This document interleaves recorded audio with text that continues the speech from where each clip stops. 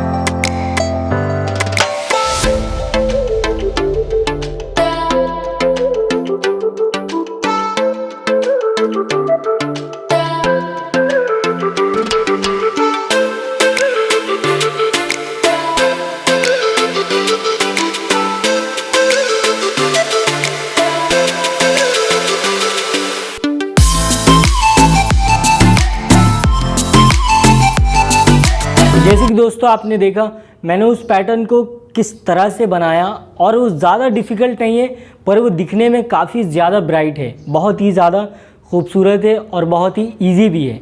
उसको आप half pot neck cut करके वन साइड स्ट्रेट कट करके ईजीली बना सकते हैं। आप उसमें लेस चाहें लेस लगा लें, नहीं तो पाइपिंग चाहें पाइपिंग लगा सकते हैं, जो आपको पसंद हो आप कर सकते हैं। ये वीडियोस मैंने इसलिए बनाया ताकि आपको पैटर्न बनाने में ईजी हो, ज़्यादा डिफ़िकल्ट ना हो।